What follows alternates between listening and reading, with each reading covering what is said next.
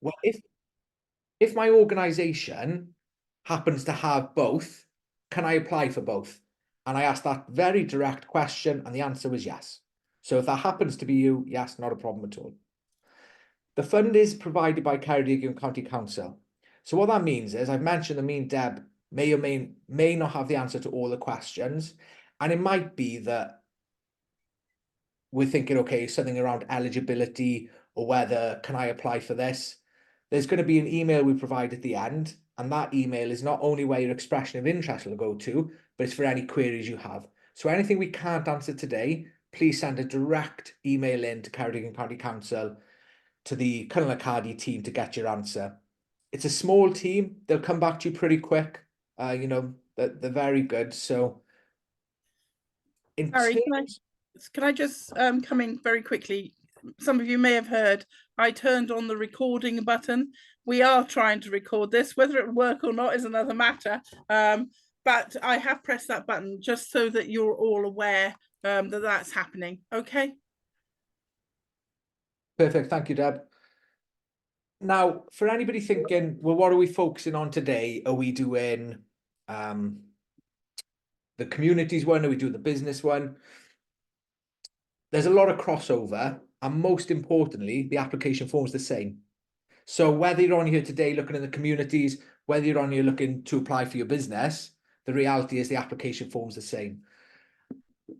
For that reason, in the application form, they use a lot of the word project. And I find that could be a little bit off-putting, especially if you're a business, because you might consider, but if you could try and replace the word in your mind, project, with business and business growth or business start, then maybe the questions might become a little bit more obvious, but we'll run through the application form later. So that's what the Cynnal Y Cardi Fund is, administrated by Ceredigion County Council, and the money has come up from UK government's levelling up agenda. So if we move on to the next slide. Hang on a minute, Barry. I've just had an email or a message come through saying some people have not had the link. I can't answer it because I've got the screen and everything up in front of me. I don't know if you're able to see it, or is there anyone admin on here today that might be able to do that? Deb, can you take the next slide? Yeah, I can. Please.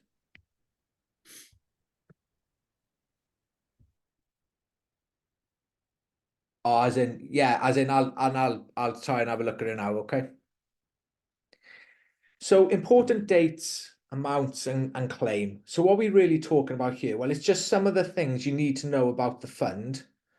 The fund will close once the money's gone. So once the money's gone, it'll close. There's no particular closing date on it, but I think Ceredigion are expecting the fund to be very competitive. So if you really want to get an application form in and done, then I wouldn't sit in it for too long. In terms of business pays, so this is important.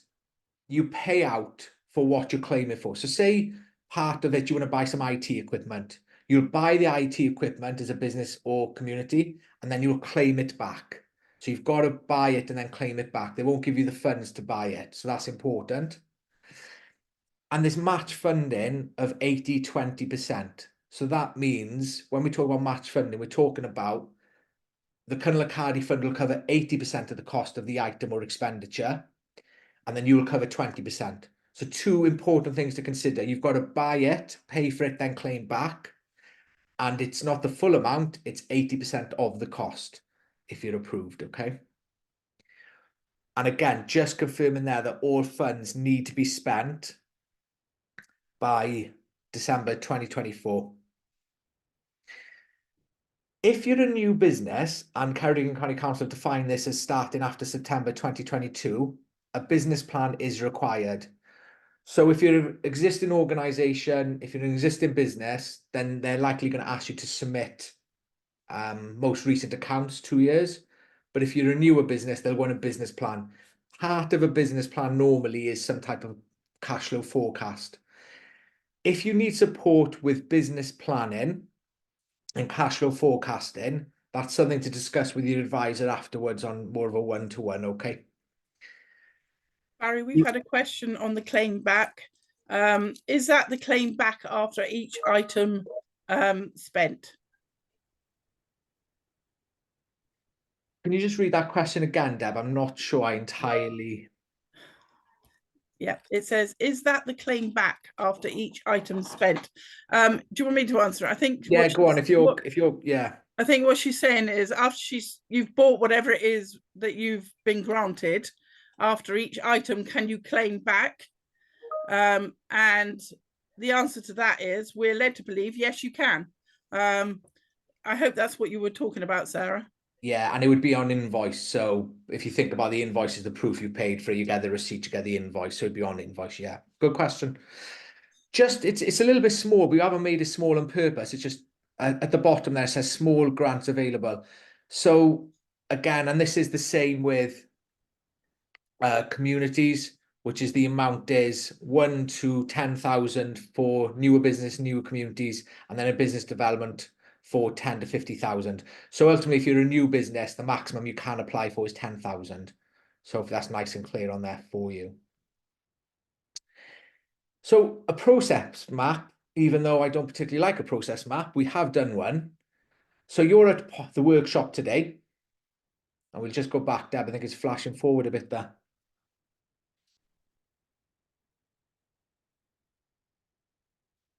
Now, the expression of interest to Cynnal Y Cardi is done in the way of an email.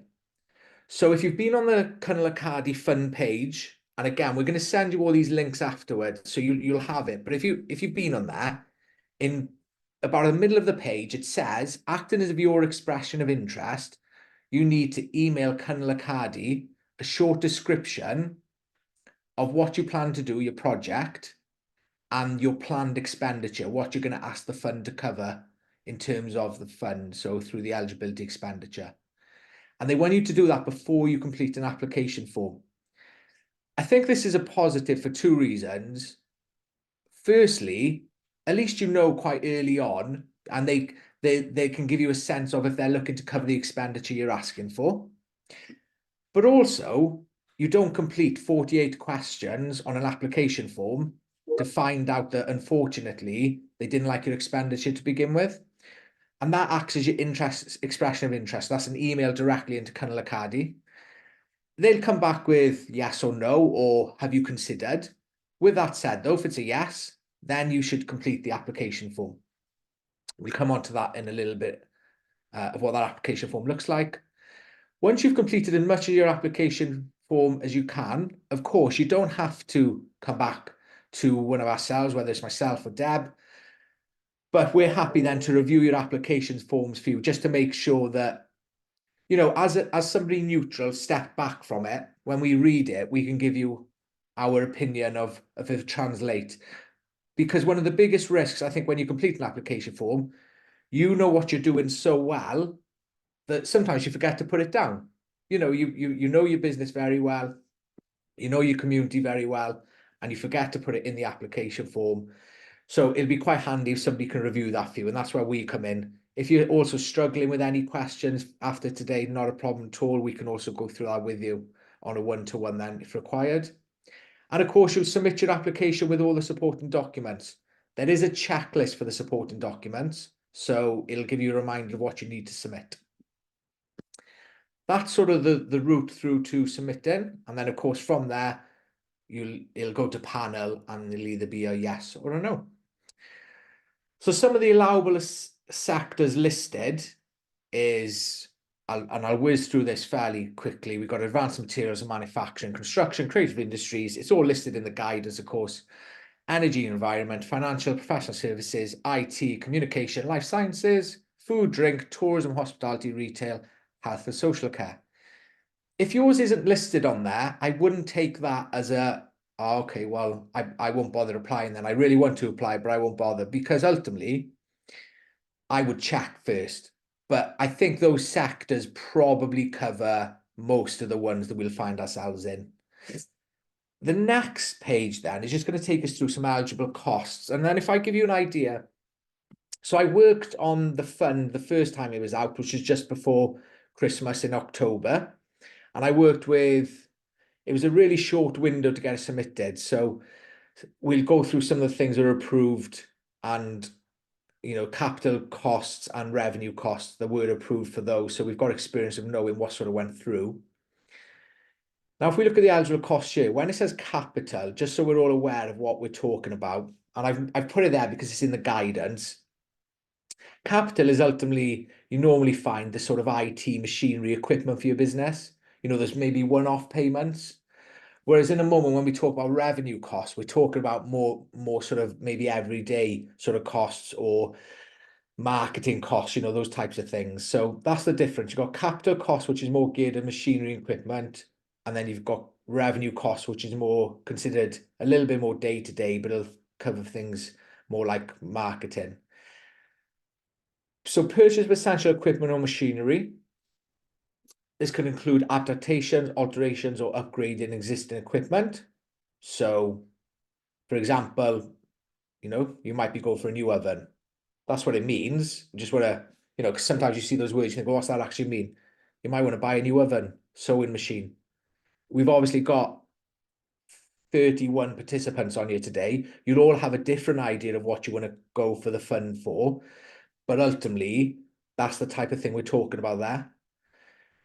Purchase of new or second-hand equipment, which will further develop the business. So that's saying that they would consider second-hand, but I think you'll find that it'll also say they won't consider cash purchases. Improvements to commercial premises for further development of the business, including fixtures, fittings, furniture, general office equipment, part of a new office or outdoor facilities.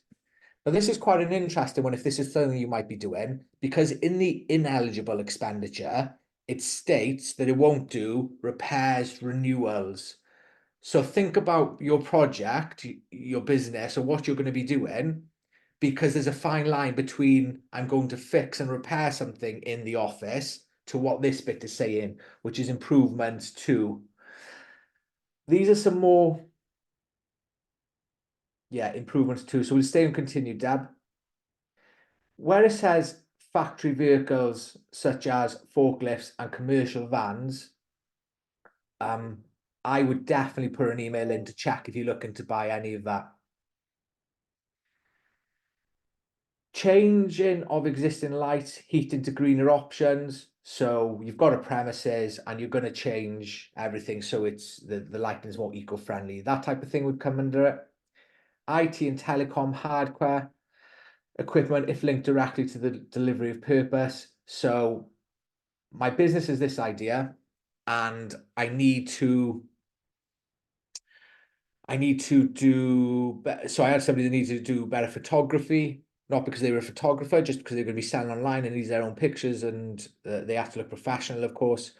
So they went for sort of lighting and equipment, which would improve the photos. Some of that included IT then to do the digital work that was needed to improve the pictures. We've been asked in the chat box, and I can answer this if you want me to. Underfloor heating and double glazing for energy saving. You're best asking the team, Rhyngweithio'n. Ask them directly, and then that way you'll get an answer which is directly linked and bespoke to you. It's very difficult for us to say individual things, but you can justify what you're going to do there, and that's what you should do. I hope that answered. Is that all right, Barry? Yeah, go on, you go for it. I think I feel like I've spoken enough already. No, you haven't. You're doing just fine, but my voice isn't going to last till tomorrow if I keep on. Charges associated with delivery, so you're going to need things delivered, so yeah, that would be included as well. So that's sort of capital items, the equipment that they're talking about. And then this is what when we mentioned revenue. So you can see there they've got a list of what they consider revenue costs. And now maybe some of them are jumping out a little bit more around the types of things you might want to, that look familiar anyway. But we will go through them.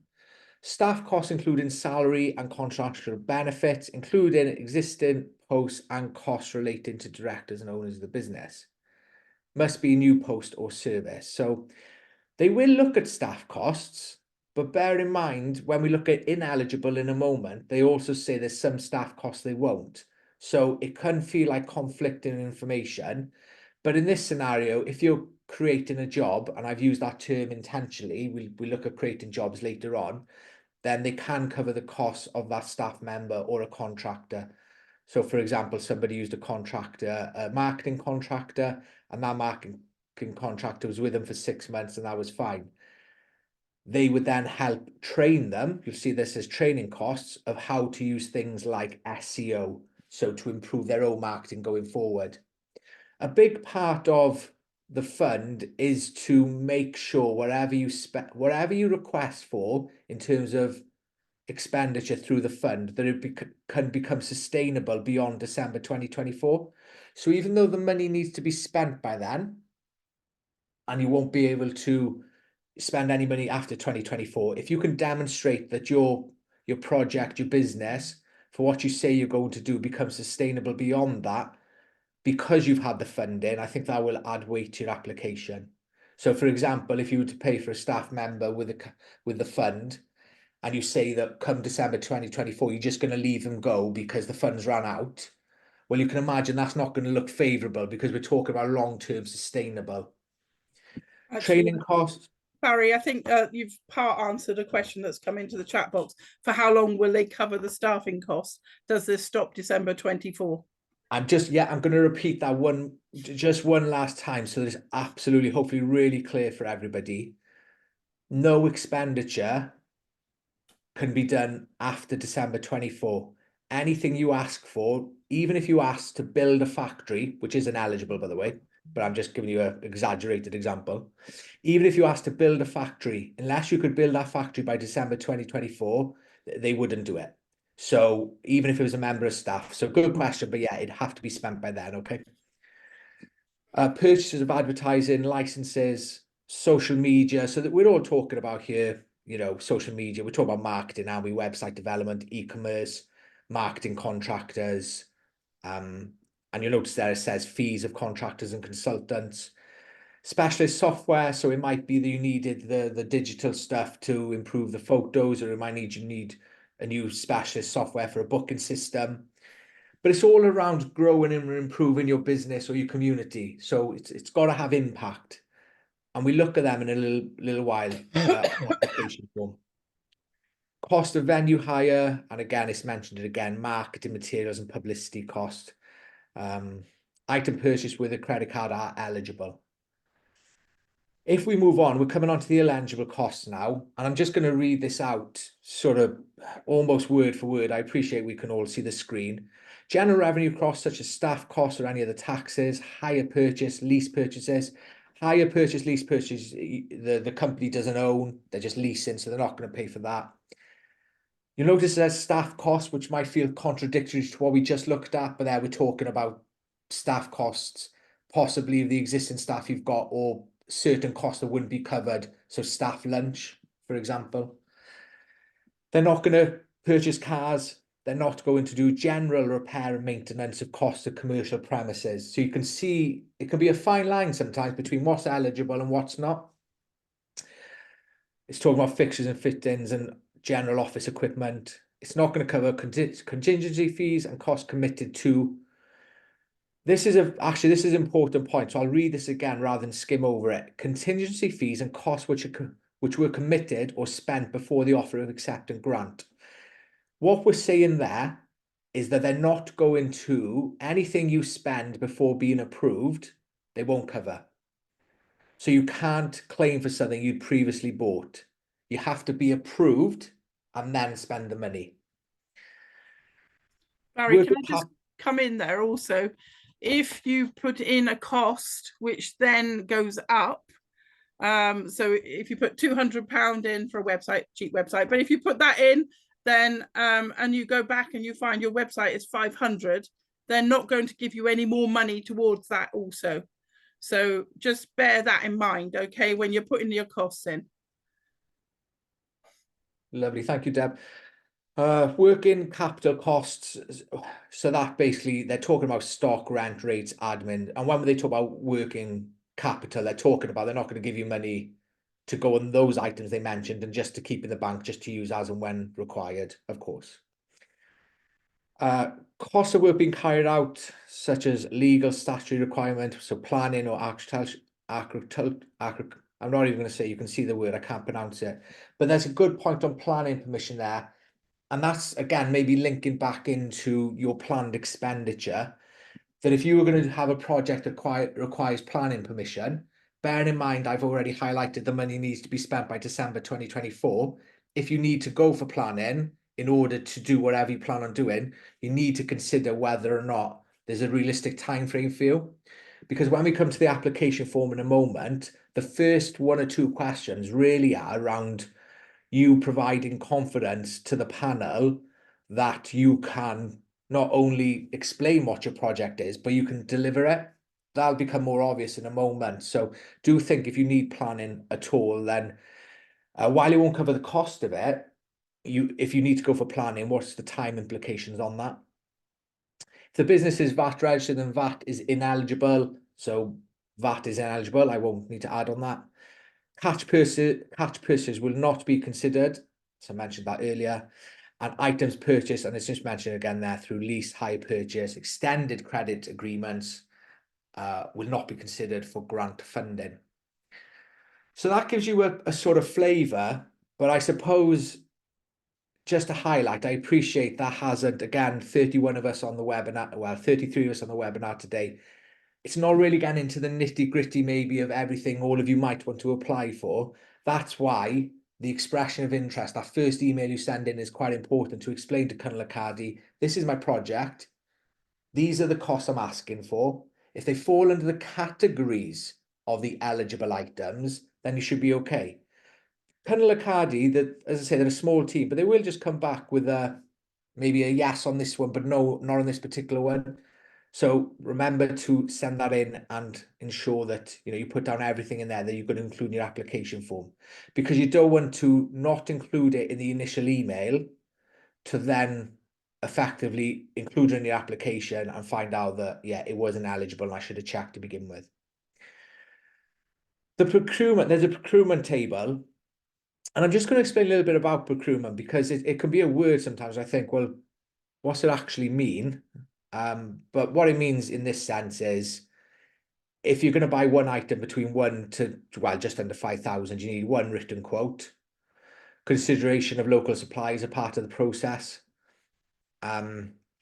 If you're going to go for something between £5,000 to £25,000, or just under that, a minimum of 4 quotes, at least 2 to be received. So do consider them because they'll have to be submitted with your full application. So if it's 5,000 or less, essentially it's one written quote, but consideration of suppliers, certainly local suppliers, using web pages and maybe a range of, don't know, it could be just photos of their screenshots of their websites with the cost of the items on. If you're going to go over 5,000 to 25,000 or just under, then, as I say, I'll repeat again, a minimum of 4 quotations to be sought, at least 2 to be received. Consideration of local suppliers must be part of the process. If you go in for above £25,000, then there is another part of the procurement that needs considering. And we are talking about one item. So if multiple items, say you apply for one item of 3 and another item of 3, then it's still the one quotation. It's when one item becomes over that certain amount. You really need to speak to an advisor on a one-to-one basis if you're going to buy or pay for one item of more than £25,000, because the process you need to go through is a little bit more strict, if you like. Moving on to the next screen. So these are some top tips before we go into the application form. Now, Barry, I've had another question from Ruth. yeah, go ahead. What about staff wages? How does the quote work? Good So question. that, yeah, you wouldn't particularly need a quote for staff wages if you're going to employ somebody. So in that scenario, you might want to think about a description of the job role, which is actually a little bit more relevant. So if you plan on employing new staff and you go into tell Cynnal Y Cardi, we're going to employ somebody new, they're going to do this in the business or the community, whatever it might be. There would be no quotation, of course, but what you'd want to do then, put in the job role, is what you'd expect the job that they're doing, also their rate of pay, because I think it's fair to say that often we're looking, it could be minimum wage, but sort of minimum wage and above being the key word there. And then it'll be sort of hours of pay. So you do more of a job description, job title, job role, as opposed to a quotation, if you like. I think it would be a good idea to include a job description with it. We've had a few more questions. Am I okay to? Yeah, Yeah. we'll do it before we start this one, yeah. For building work, does each part have to be itemized? No, I think for the initial expression of interest, don't, because of course we know what's going to happen there. If you did absolutely every item, I can imagine you, well, build and fill this space with whatever you want, cement, mixer, I get, no, I think initially you want to say what the project plan is, and then ultimately an idea. So just categorize the building work. So you might say something along the lines of builder, electrician, plumber. If I don't know what the building work is, but just try and group it and give them a sense of what you're going to be doing, because they'll need to see that it fits into the improved commercial premises as opposed to the repairs and renewals, which was ineligible.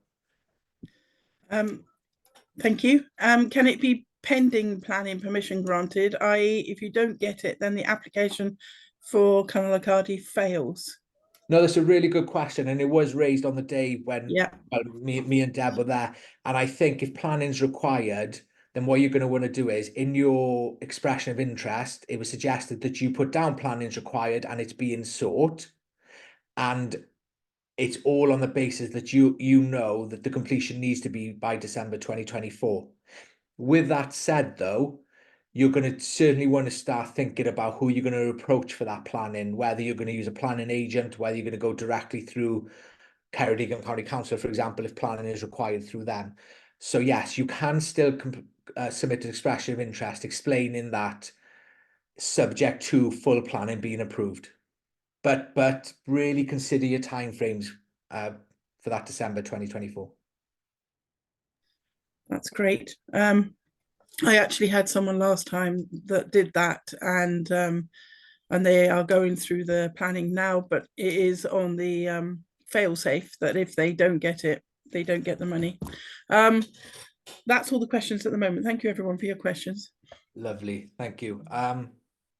Yeah, apologies. We try to make our webinars as fun as possible. It's just such a it's a very dry topic, so it is very factual, I'm afraid. Top tips. So some of these were provided by Ceredigion County Council, and we added a couple in there as well. So what are they? Ensure your proposal has clear evidence and rationale of need. We'll go through the application form. That statement will become more relevant in a moment. Set out clearly the problem you're trying to address and clearly justify the need for the UK Shared Prosperity Cynnal Y Cardi Fund to deliver your project. Evidence the project is not duplicating any other activity. We need to see how you've considered this issue in detail. Now, the reality is, when we say not duplicating, that's going to be extremely difficult, maybe not only for community interest, social enterprises, community interest companies.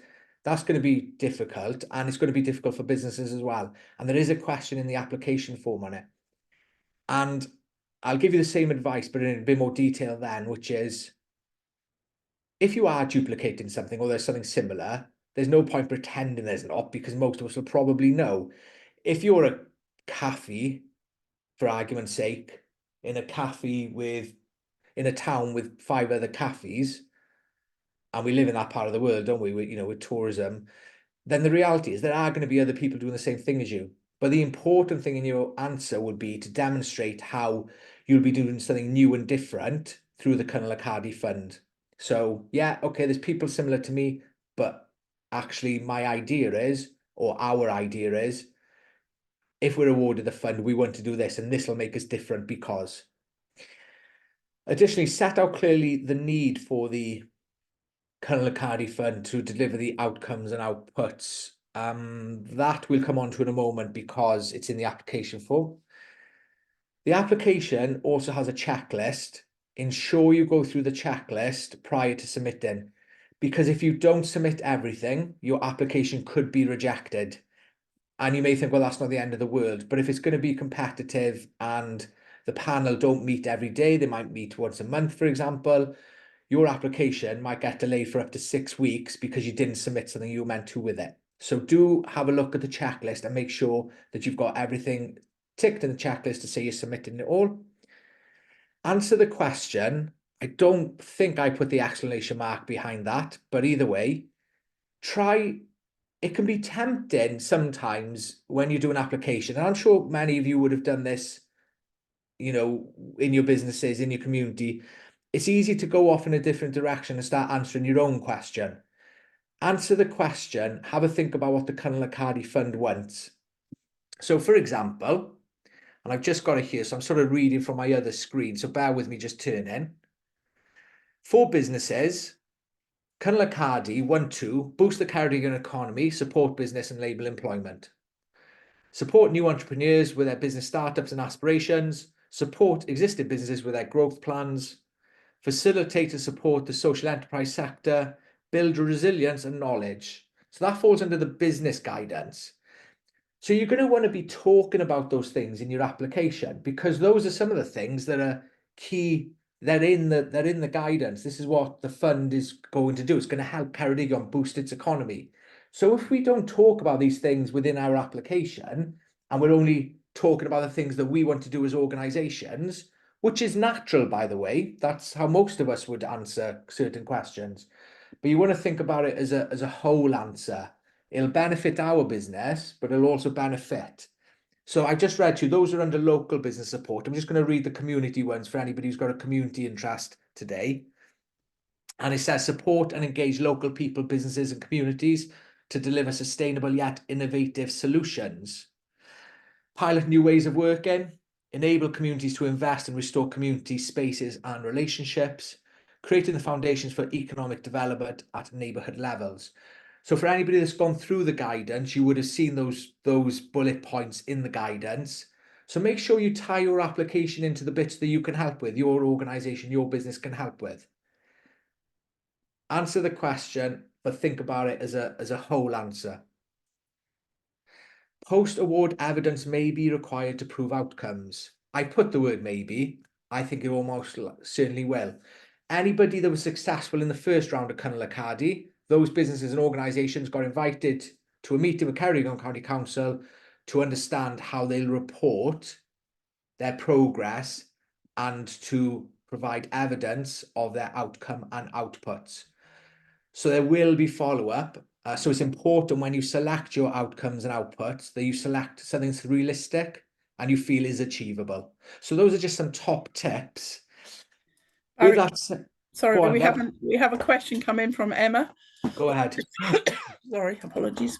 If you're an online business selling online, how can you get across that is benefiting the community, etc.?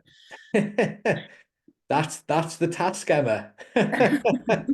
I'm only joking. Look, I'm not going to go into lots of specifics because I couldn't, but let me just give you a quick idea of how I might suggest if I was an online business, just quickly. If just everybody make sure you're on mute, okay? If you could. If I was an online business selling products, for argument's sake, I think I would answer it by saying, I sell my products all over the UK or world, whatever it might be, bringing money into my business, which allows me to buy local, shop with local suppliers and spend more money in the local economy. So I'm supporting the ecosystem of other businesses because that's all my suppliers. And what I do then is I make my products and I sell them through my website. So I bring wealth, I bring money from another area and I bring it into Ceredigion that otherwise might have gone to anywhere else, if not only in the UK, but worldwide. Now that's my answer, and I've repeated that probably 30 times, so it sounds half decent. But the challenge, Emma, yeah, you're quite right, is the challenge is how do you demonstrate that your business will do that? But if you have a think along those lines, maybe that might help, okay? I think that was a beautiful answer, Barry. I have to tell you, I Thank you. can see that it's well practiced. Yeah, Emma, it's a difficult one, and it'll take time. And many of the questions and answers that you're going to be doing will take a bit of time to think through, which is why we're giving you as much information as we can now, so that you can slot it into those relevant areas. The next slide, I believe. I've muted myself for some reason. Right. The next slide, I believe, is the application form. Do you want me to get that up now and then, yeah? Yeah, go on, Deb, if we can share screens. Okay, and so we'll share. everyone be aware, I hope nothing happens here, okay? So I'm going to stop sharing. I will open another one for you to see. How's that, Barry? Can you see it? Yeah, I can sort of see it in Word, but that's absolutely fine. We can see the top of the application there. So just before we start scrolling down, Deb, if we pause just there for a moment. Okay. Just to remind everybody, whether you're community-based or business-based, it's the same application. So that's just highlighting that again. So you're thinking, is this application relevant to me? The answer is yes. So with that said, then we'll just go down. Now, we're already nearly an hour in and the application is quite large. So I mentioned earlier, we're not going to go through a name, address. There's no need, of course. We're going to focus really on the questions to just figure out what the question's asking and the type of thing you might put in. So if we scroll down, Deb, it'll probably be to the first question, which actually a good place to pause there. Just as we're going down, you'll notice that it's got the two links there through to the guidance, whether you'll be completing it for community, you'll see there, and whether you're supporting it for local business. So whichever one you fall under, the guidance is there. I strongly suggest you have that on sort of open. Barry, I've lost the presentation. It's not on my screen, so. Yeah, don't worry, we got the application form, that's fine. Yeah, but I can't turn it up and down for you. Oh, it's not moving, is it? It's not actually even on the screen. I've lost it entirely. Could you just bear with me a second while I find out where I've put it? Yeah, of course. With the application then, at the very bottom, I don't know, again, I'm assuming that some of you have looked at it, some of you might not have looked at it. Don't panic, we're going to go through it all now, but there's a number of annexes that need completing. So we've got annex 1, 2, 3, and 4. And one of the annexes asks about the interventions. So you'd have to select at least one intervention, whether you're communities or business. And then it asks about outcomes and outputs. And it's those outcomes and outputs that will ultimately be the ones that you need to have a reasonable rationale for the things that your project or business will deliver as a result. Can you see it all right now? Yeah, we can see it moved there. So if we go to the first main question, which I think is question 20, Deb. The top tips we've already been through. That's all information. That's the type of sector you are, VAT registered. You're going to have to tick all them or you can't apply. So we'll keep moving, Deb, just for time purposes. So I mentioned it's the same application for both. So we'll start then, Deb, at 15. Okay. So this is the first sort of time that I'll start now asking you to start completing the application form other than your sort of basic information. So you'll click whether your communities or place or supporting local business. And then 16 is confirm which UK shared prosperity fund intervention you will deliver. And I mentioned interventions a moment ago. So with that said, Deb, can we skip? It tells us to go to Annex 1. So that's what we do. That's what you would do now if you were completing this by yourselves at home.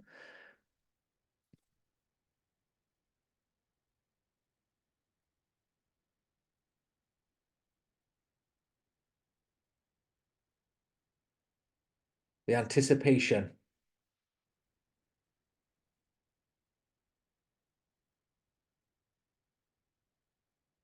So you'll see that just as we're scrolling down, it's for anybody that hasn't looked, it's a pretty big application. So what's an intervention?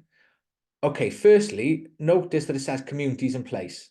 So if you're applying because you're a social enterprise, a kick, a charity, you're probably going for communities in place. If you're local business and you're applying for that side of it, your priority start at supporting local business. So communities in place and supporting local business, depending on which one you're applying for, depends on which interventions you look at. If we can go back to the communities in place, Deb, and we can, so I can just read a couple of them out, just to explain. Ceredigion County Council did request that you only select one. They did say if you just select one, the best one that fits. Now, this is the community in place one. So what do the interventions really mean? Well, it means if we get the fund, or we're applying for the fund, if we get it, we're going to help you do this. We fit this area. So for example, I'll read a couple of them out. I'm not going to go through every single one. Let's start with, I will start with the first one. Funding for improvements to town centres and high streets, including better accessibility for disabled people, including capital spend and running costs. So I've got a community project on the go. I live in Cardigan, on the high street in Cardigan, and I want to do some work which is going to increase the doorway for disabled access. I'd tick that box because it's a very definite tick. I'll skip straight down to, so W7, you'll see there. Support for active travel enhancement and other small-scale green transport infrastructure projects. Having regard to Wales transport strategy. Actually, I think I picked the wrong one there because I've got the Wales transport strategy in front of me. But if you were doing something from the community angle, so you're a kick social enterprise, that type of thing, and you've got an idea for infrastructure that helps with green transport, you might want to tick on that one. Funding for impactful volunteering and other social actions projects to develop social and human capital in local places. So if you've got a volunteering team and you want to do something social action, you'll notice they're quite vague. So, you've got to decide which one best fits you. Deb, if we just scroll down to the business one, and that's the communities in place. So you need to pick at least one which you think fits your project best. With communities in place, I'm going to skip straight to the one that I think tends to resonate with most people, but it's up to you to decide. W23, strengthening local entrepreneur ecosystems and supporting businesses at all stages of their development to start, sustain, grow, innovate, including through local networks. I think it's fair to say that tends to be one that, from a business angle, a lot of people tend to like. But you might be doing W31, funding support relevant feasible studies. Now, once you pick whichever intervention you feel, so here we go, panel, you're going to read my application, and I'm going to tell you that I'm doing this intervention. It's going to be worth mentioning it throughout your whole application. Because if you say, let's take W23, for example, if you say that I'm going to strengthen local entrepreneurship through ecosystems, supporting businesses to start, sustain and grow, well, I would talk about how the fund is, if it's true, I'm going to talk about how the fund will help me grow my business. Because I've got, at this moment in time, I've got a retail shop on the high street, and my website's terrible, so I make some sales through footfall. But what I really want to do is I want to grow my business. I want to grow my online presence so I can sell all over the world. So I would continuously tie in with my intervention to say, well, remember I said I was going to grow my business. So it's reasonable to say that's where your application, you'll be mentioning that in your application form. Deb, if we go back up then, those are the interventions. So you need to pick one, and you need to make sure if your community's in place, you pick under communities in place. If your business, you pick one under the business one. It was suggested that, if Ceredigion County Council feel like you fit a better intervention than one you selected, they will let you know. So you don't need to worry about picking the wrong one. And of course, you can have a one-to-one chat with an anti-Cymru advisor, whether it's myself, Deb, or if you've got another advisor. So that's question 16, where they tell you to go to Annex 1. Proposed start date. Now, wherever you see blue writing, this is the information provided by Ceredigion County Council in our own words at the meeting. So be realistic. So proposed start date, well, let's keep in mind that you've got to put your application in, panel's got to meet, decide, it could take 6 weeks just for a decision, really. So if you said your project's going to start tomorrow, then it's probably not realistic. Deadline for spend. So proposed end date for activities no later than, they stated that again to confirm all expenditure by 2024. Deb, we'll scroll down. 18 is Annex 3. That is a spreadsheet just to... Annex 3 is a spreadsheet they attach here. You need to click into that. We're not going to do it today because it's going to mess our screen up. But it just, they ask you to list your expenditure, basically. It's not too complicated. You should be okay with it. As I said, we're not going to click on that link at the moment because it will play with our screens. But that's Annex 3, and it's asking about the expenditure. Only one top tip in Annex 3. If you plan on spending the money in where are we, May, then put down, you know, it has got the months, put down in May. And it automatically works out the percentages for you in terms of 80-20. So it'll make sense when you see it. Question 19 is project location, nice and straightforward.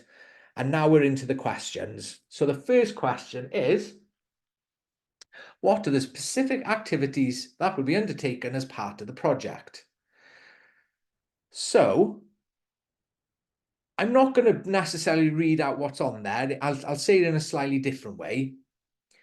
Firstly, I'd set the scene. Be mindful for this question, you've got 500 words max per section, okay? So it does say 500 words, so try and stick to that.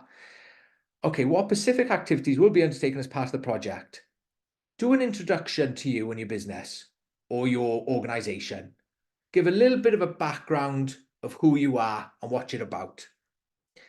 Lots of people, the panel may or may not know you, may not know your business. So it's worth just giving them a brief idea of who you are.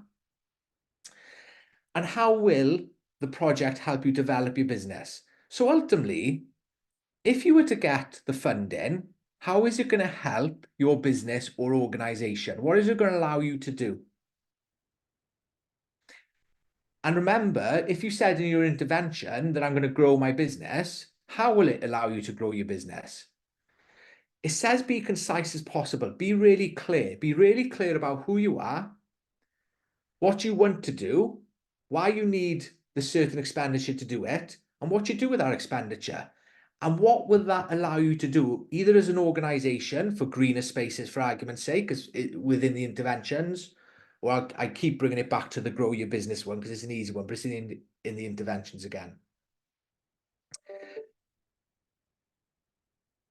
Mention in here the costs and some of the things you'll be requesting and why you need them in order to deliver your project. So why do you need them? If you've asked for a new website, well, why do you need the website? I need the website because it's going to allow me to, or I need the marketing consultant because they will make sure that my ad is seen by X amount of people. Deb, do you want to just come in on that question before we move on? I'm just conscious. Yeah, no problems. I'm trying to do several thousand things because my screen keeps disappearing. The chat box has got 2 comments in it. I'm apologizing at the moment. I will look at the chat box at the end. Okay. If I put the chat box up now, I will lose this image. So that's what I did last time. Okay. So I'm not going to look in the chat box at the moment. So I will get to you at the end. Yeah, the important thing about this, and I say this in every single funding application, remember that the person at the other end knows absolutely nothing about you, and go at that line. Think to yourself, they don't know anything about me. They don't know what I want to do. They don't know how my mind works. They don't know what my business is about. They have no idea. And this is your opportunity to tell them. And that's the important thing. You've got to put yourself in the shoes of the person that's assessing it the other end. Don't think they're going to know everything about your business. And if you're using terminology, which is not the usual terminology, then explain what that terminology is. It's really important. Not necessarily going to be someone that's a business advisor or someone that's worked in your sector reading it at the other end. So that's really important when you're doing any funding at all. Okay, Barry, is that all right? Yeah, that's brilliant. I seen Sarah mention in the chat box, will we be sending these out? Yeah, we will. We'll send out the application form with the notes in. But that's, remember what I mentioned earlier on, which was we're sending these notes and we'll have similar discussions like we're having this webinar and one-to-ones. And if anybody only ever puts in the bit of advice we give, everybody application is going to be the same. And that's not beneficial to anybody. So these are guides for you to sort of, they're the platform for you to build on, okay? I think it's really important to show your passion for your business. Absolutely. You Yeah. know, when the assessor at the other end is reading 100 of these applications and they're all saying the same thing, can you imagine how you must feel if you're assessing them? You know, make them interesting, put some of your passion in it, because that's going to make you stand out from the crowd. Thanks, Deb. So we'll move on to the next question then.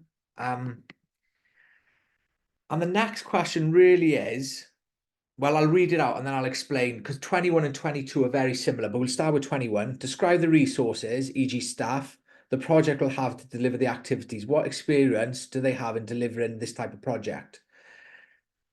What this question and the next one really are asking you to do, they're asking you to demonstrate. They're asking you to demonstrate how you can actually deliver what you say you're going to deliver. It's all about convincing the panel that you have the ability to do what you say you're going to do. So at this point, in question 1, describe the resources the project have to deliver the activities. What experience do they have in delivering? It's important the grant team that you are confident, they are confident you're able to implement the project quickly and effectively, and it's also essential to draw on relevant experience, resources and expertise to demonstrate. So in this section here, it is worth mentioning, if you've got key people with key experience of delivering similar projects in a timescale, probably worth a line or two on that one. It's also worth considering if you're going to be using external contractors, how you search them, why you're using them, what research did you do, how do you know you can trust them, how do you know they'll deliver? This is all around confidence building. What resources do you have?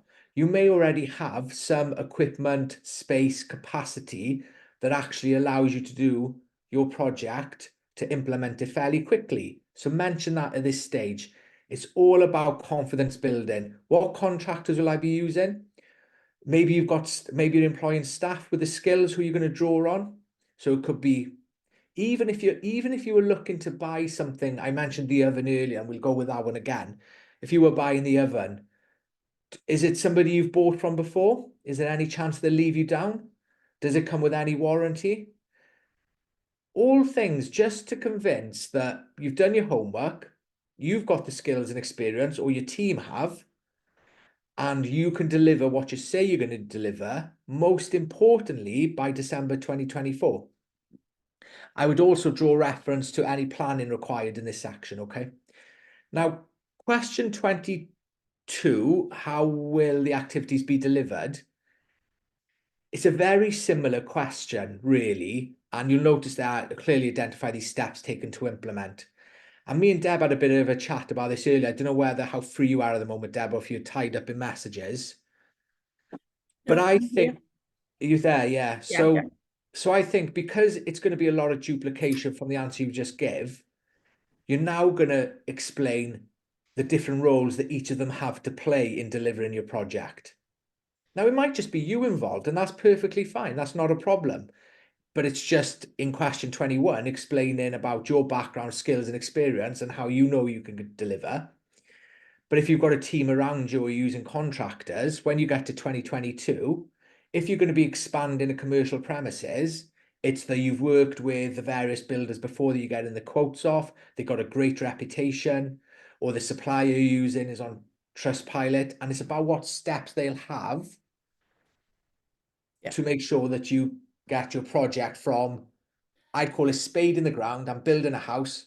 You explain who's going to be involved again, that spade in the ground, right up to the point of saying, yeah, complete. We're now up and trading, projects all done, and it's a success.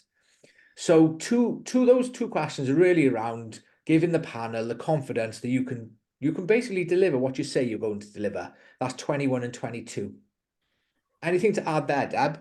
Not really. I mean, they are very similar questions. There's no getting away from it. We both discussed this earlier. But it's about building up a bit of a trust here. So you're getting the panel to trust that you know what you're talking about.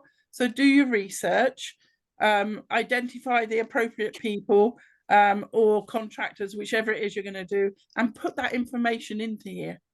Because this is your chance to shine, really. If you've done your research and you find out what you've got, then that's what you need to say you're doing. It might even be that you said in one of your outcomes and outputs, which we look at a little bit later on, it might say really this is to make you more efficient and productive as a business. If that's the case, that's fine. Explain so if you look at question 22, well, what are you going to do to make you more productive? What are you going to do to make you more efficient? And in a way, it also goes back to the whole application form. But I am going to ask Deb to go back to question 20 for a moment, because the advice is to do it throughout the application. But we spoke earlier about the fact that listed on the Cynnal Y Cardi page is a number of things the Ceredigion and the Cynnal Y Cardi Fund want to achieve. For the community, it was different to the business. But I would also include sort of phrases from the guidance notes of what they're looking to achieve through the funds in my answers, to say, this is what you wanted. You wanted to boost the Ceredigion economy. Actually, if I can open up my tourism all year round, that's going to bring more people in January and February, supporting other local businesses in the area. Can you see this? Just thinking about, yes, you as a business, you as an organization, but the larger impact and the wave that will have on the surrounding area. And don't be afraid to highlight those, because the panel might not think of it otherwise. Yeah, I mean, that comes back to what I was saying earlier. You know, don't expect them to know what it is that you're going to do and how it slots in. You have to be really explicit here. Further on this application, it tells you about the Ceredigion 2020 strategy. It tells you about the Mid Wales strategies, and they give you links to all of those. Go in, look at them, and align what you're going to be doing to those, because that's what they're looking for. Okay. Russ, I think we're going on to question 23.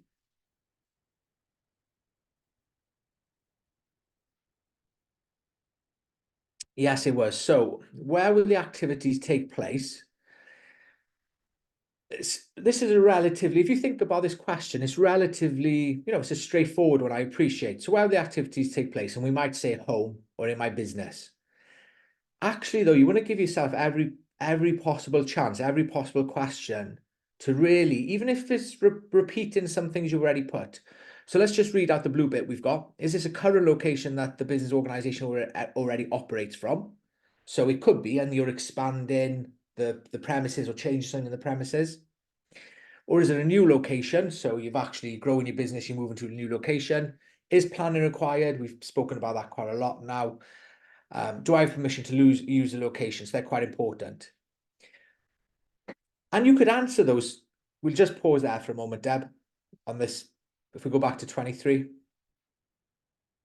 you could just put that, but actually this is my, if it was me completing it, this is my opportunity now to say, well, what else can I add here? Because later on in it's going to ask about inclusivity question. It's going to ask about the Welsh language.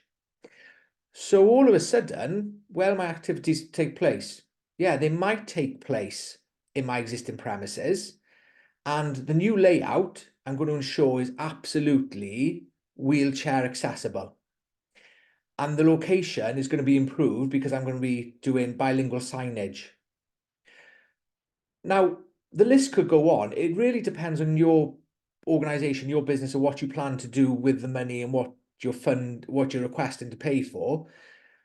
But take this opportunity to really explain if you're going to be doing anything above and beyond sort of, well, I trade for my business and that's where we're going to be, because you're going to have a one-line answer. So it's thinking about, yes, is planning required? That's important. Do I have the permissions? It's important to mention that. And it might be from an existing premises. It could be from home, which is fine because you can still apply. But it is thinking about anything you can add in this section, which is relevant to the location.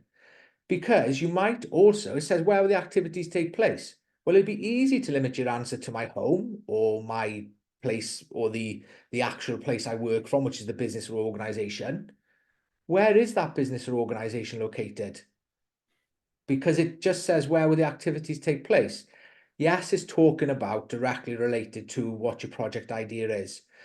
But I suppose what I'm trying to say is you're going to really want to expand your answer out here and try and think creatively, especially if you're doing anything above and beyond. Because when we come down in a little while, there's further questions around some of these things we're talking about. And You know, if you start talking about an embedding in your application, then that's going to make it come to life a little bit more rather than you've just ticked a box in that particular question. And also, I think when you're talking about where the activities take place, the location, whatever it is it fit for purpose? If you're planning on growing your business, is it still going to be fit for purpose in 2-3 years? You know, these are the sort of things that you need to be thinking about here. Which is a great point, sustainable beyond 2024. We'll go on to question 24. Who will be the beneficiaries of the activities? This is a funny old question, I think, anyway. The blue bit we've got is describe the communities, people or places that are expected to benefit from the project. How will they benefit from the project? Now, I think if you're a community business, I think this is really an easy one because you're going to firstly start with who's going to benefit? Well, the organization. And then you think, well, why does our organization exist? And it might be because you work with people with mental health. It might be that you work with people with certain disabilities. It could be you work with young people, vulnerable people, whatever it might be. So it might be easy to make a direct link to somebody benefiting above and beyond your organization. But whether you're a business or an organization, I'd start with who the funds are going to benefit firstly. And the truth is, it's most likely going to be your organization or the business. But that's fine because that's the purpose of the fund. Now, you're going to want to think wider, though, to reach your answer out. Because if I was a business and I'll use a cafe. I know it's just an easy one to use for a moment, but we'll come on to, if I'm a cafe, who's going to benefit if I can basically, if I can increase my seating area in my cafe, who's it going to benefit? It's going to benefit me. I'm going to get more money. So who's the beneficiaries? Me. The project will allow me to expand and grow my business. And I'm going to be able to fit more people in August time when I'm absolutely through the door jammed. And it would be easy for me to sort of end my answer there. But I wouldn't. I would go, and it's going to benefit the new staff I employ because I'll have more covers, more tables I can turn over. It's going to employ the people. It's going to, forgot my word now. It's going to increase the number of people I can employ, or it's going to safeguard the people I already employ. And what that means is those people, my team are going to have more money to spend locally. They're going to be spending more money in Ceredigion with other businesses because they're getting paid more. They've got more hours. They've got more opportunities. And then who's going to benefit? My suppliers, the local butcher. I'm going to order more with the local butcher because I'm busier. So I need to buy more in from my local supplier who's based in Ceredigion. Who else is going to benefit? Well, you might sponsor football teams, sporting events. You might work with other organizations and collaborate. So you can see there's sort of one question, and the obvious is, well, we're going to benefit as an organization or business, but it reaches out and expands beyond that. And we're talking about the ripple that, okay, this is what you want to do. You want to grow your organization. You want to grow your business. You want to start a business. Who else is that going to benefit? Because when you start thinking about it, I bet there'll be a number of beneficiaries that you can say that'll benefit. Deb, I'm going to move on if you don't have much to add to that. So, 25. Yeah, we will do this now because it's going to be important. So 25 says go down to annex. I've even forgotten the annex now. 2. Now, for anybody that's looking at this, you'll be forgiven for thinking what is going on there because that's what I thought when I first seen it. Now, what's going on here, again, is different. If you're applying for the communities and place one, this is relevant to you. It's in green. Deb, can you just scroll down for a moment to show people the local business one? Remember, same application form for local business and communities. Now, the key one is pick whichever section's right for you. As we're on this section here, I'm just going to talk about what we're now after, if you like. Part of the application process is to say that if you get the funding, you will achieve one or more of those outputs and one or more of those outcomes. This is the business one, but let me just take you through the type of thing we're talking about. And I'm going to pick a relatively easy one just for the simplicity of taking us through the outcomes and outputs. So, Deb, can you hover over where it says on the outputs, number of businesses engaged in new markets? And you might think, well, what does that mean? And it would be a good question. What it means is that I'm currently selling from the high street, and I'm going to reach a new market because I've asked Cynnal Y Cardi Fund to help me build a website and pay for a marketing consultant. And what I'm going to do is I'm going to be able to reach new markets online that I haven't been able to reach previously. So, number of new markets, 1. The rationale, the website will allow me to reach those new markets. Let's look at what else is there. Low number of people attending training sessions. So if you were putting on training sessions for any reason, you'd put the number in there and then the rationale to go with it. I'm not going to go through them all, but you'll see there number of commercial buildings developed or improved. So I've got a commercial premises and we're going to develop the garden area, or we're going to develop something within the building. You might select one there and then the rationale. It's entirely up to you what you pick. It's what you think best meets. Deb, if we just go over to the other side, then you'll see there's some outcomes there. Increased footfall, that can be a difficult one to measure, although some of you may have a sensor on your door to count the people coming in. I know a number of cardigan businesses do. But if we're thinking about what the ones you might be able to do, you look at the job created there at the bottom. If you're going to be creating jobs off the back of the fund, then that would be 1 job created, 2 job created, rationale. The fund is going to allow me to do X. That's going to make me busier and I'll be employing more people. It's really important with your outcomes and outputs that you select what you believe to be achievable, because this is where I mentioned earlier, the Ceredigion will do some evidence checking and they might call you into a meeting after being approved. They'll call you in to run through these and explain some of the type of evidence they'll want. And Ceredigion, when we were in the Cynnal Y Cardi meeting, it was very clear that pick a strong one rather than a weak 3. Okay, so just pick the ones you think are relevant. Deb, can we just scroll up to the communities and places one, just so I can go through a couple of them, just to scroll down just slightly for me so I can see it all. So you'll see there, then that's nice and easy in the outcomes because it does mirror the one we just spoke about, which is jobs created, jobs safeguarded.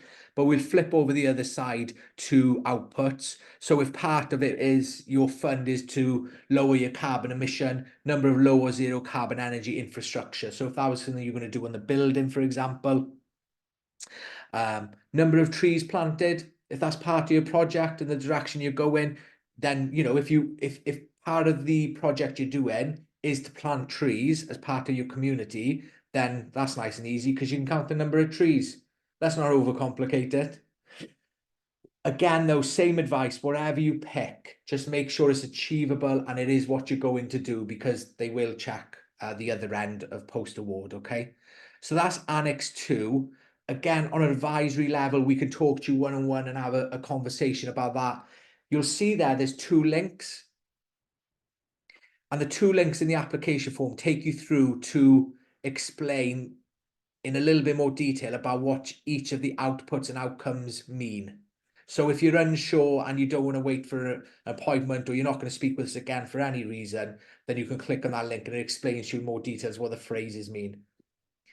We'll go back up, Deb, to the application.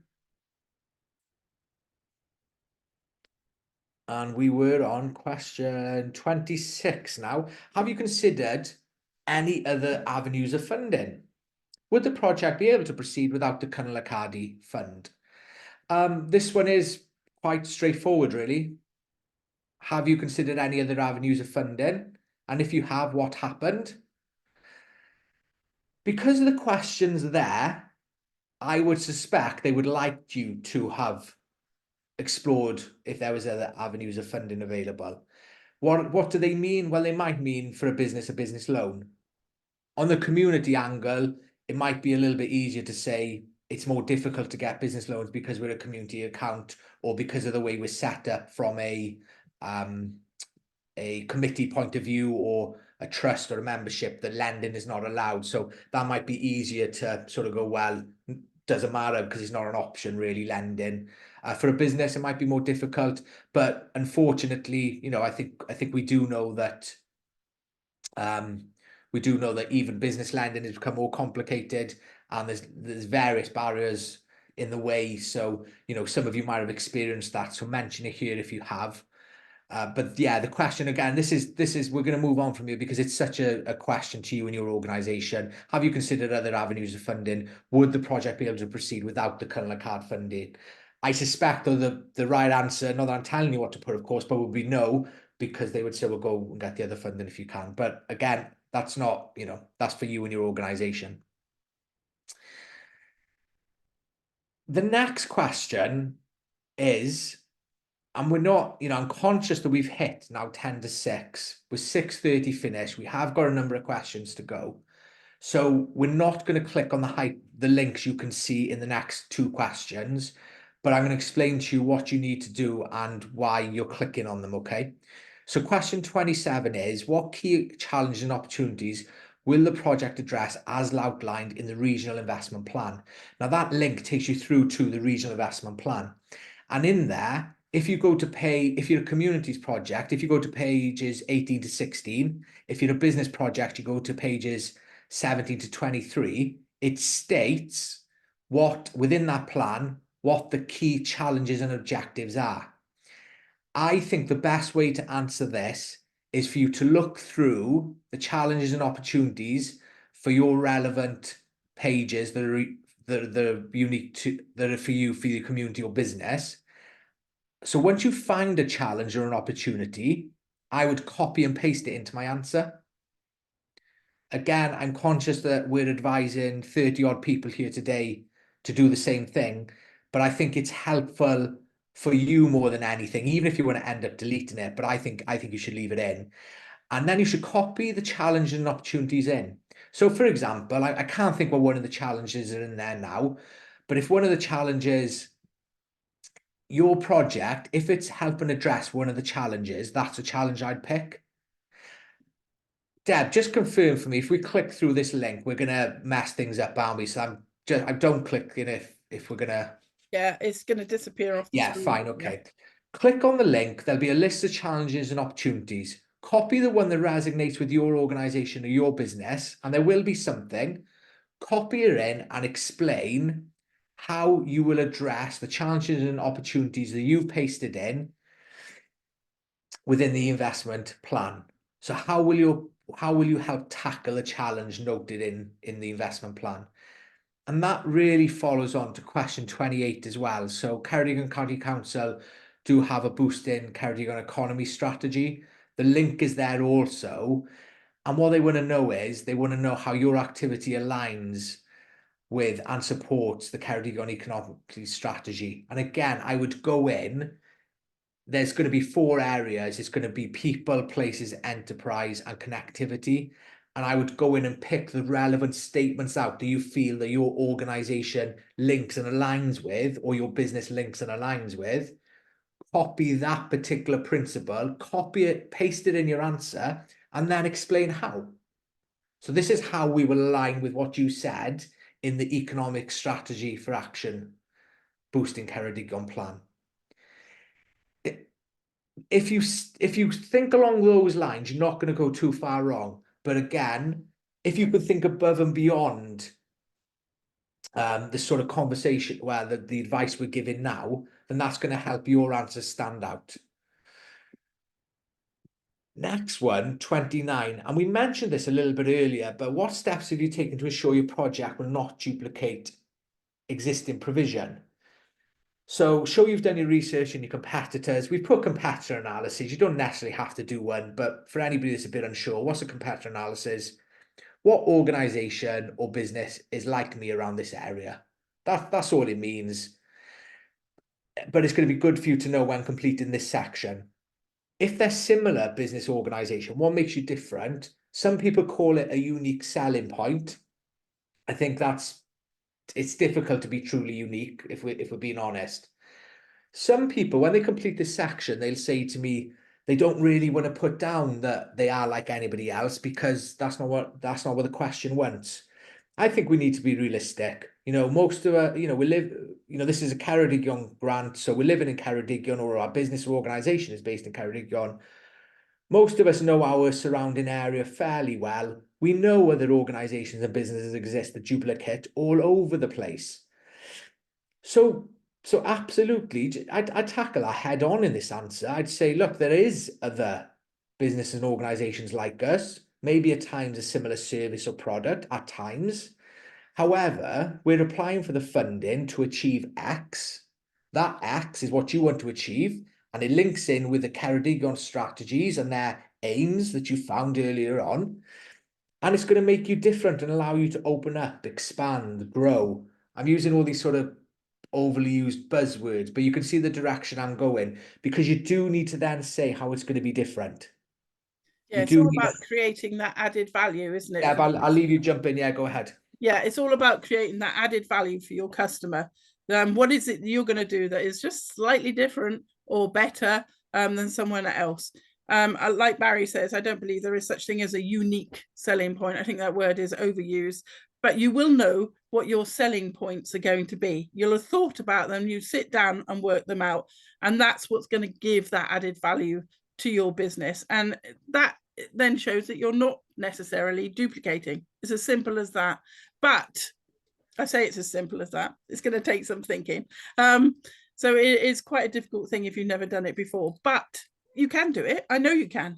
So sit down and start working it out a bit, really. Write down all the things that you think you're going to offer, and then pick out the ones that no one else offers.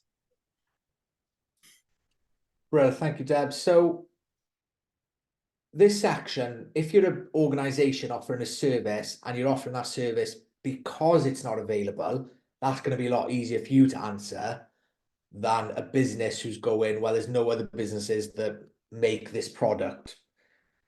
But if you just address it head on and just explain how with the funds, it will make you different. And if you take that direction, hopefully you can write a fulfilling answer.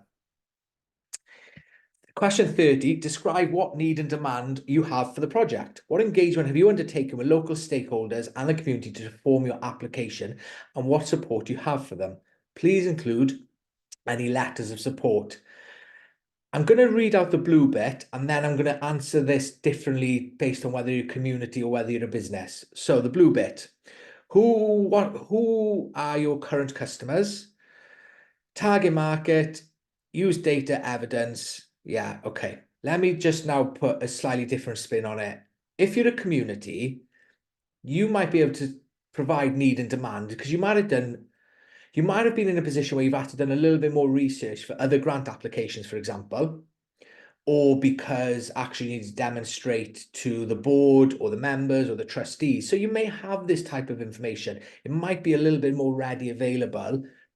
You may be working a little bit more collaboratively with other organizations and crossing over with clients and customers, or whatever other phrase we might use.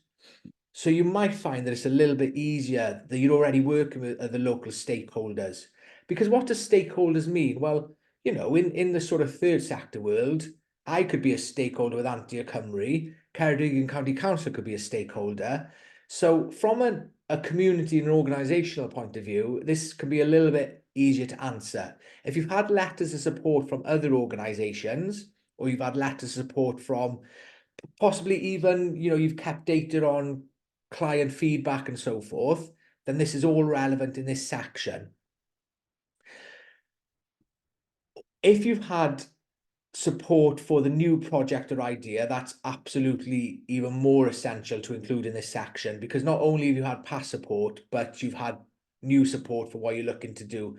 And there's a demand for it because you've done your research, because you've had questionnaires filled out. The list could go on. Now that's the community angle. With the business angle in this section,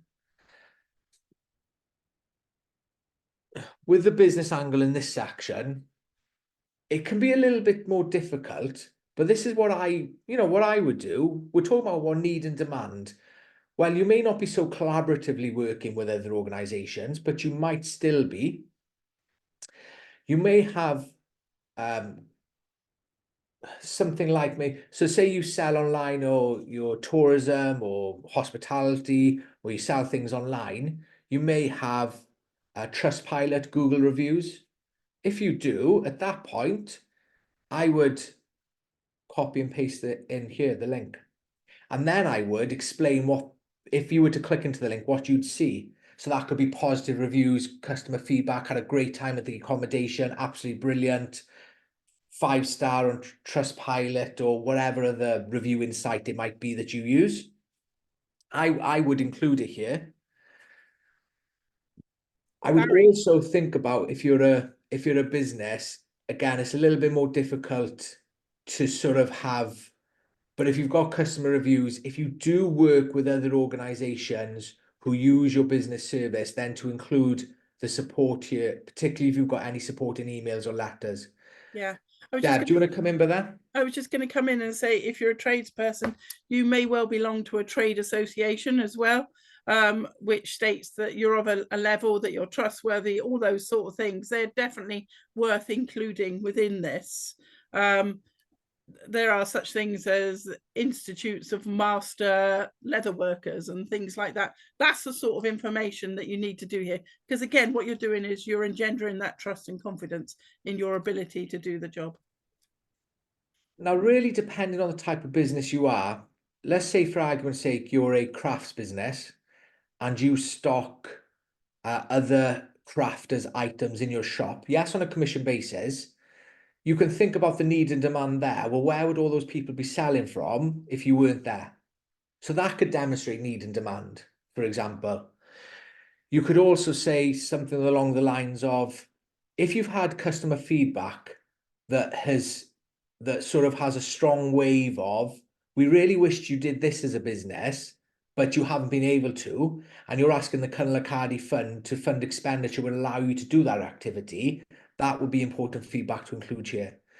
So this bit here is all about the need and demand for what you're looking to do. Can you demonstrate that either the community really want it, if you're a community project, or as a business, your customer and the community, wider community, suppliers, customers really want it? And yet, all about confidence and giving confidence to the panel there in this section. Question 31. Describe how your project will ensure equality and not discriminate the relevant affected groups based on protected characteristics. Obviously, you can tackle this question any way you want. I think the question is pretty straightforward, but it's used that word describe. And when somebody uses the word describe, it's tell, explain, describe. So just simply going, we will not discriminate, is not going to be enough for this answer. How does the project ensure that it's open to all and does not discriminate? Let me just give an example of what some of the things you might say. Remember earlier when we were talking in your application about where will your activities be based from? Well, if you've already mentioned that you're going to be wheelchair friendly, you're going to consider disabilities and all the rest of it, in that question, now is a great time to talk a little bit more about what you were talking about. If you employ staff, you might now want to start talking about your recruitment process. How do you ensure that you don't discriminate at the point of recruiting staff based on some of the areas they've mentioned there that we've mentioned in the blue and in the question? So explain your recruitment process. How do you ensure that doesn't happen? Do you have any policies going forward? Do you do staff training around this type of thing? It could be that the commercial development you're going to do is going to make sure that it's and fill this space. So rather than just go, we will not discriminate, think wider and think about how you ensure you don't. Describe, tell, or explain will help you answer this question so you don't just end up with a one-sentence answer.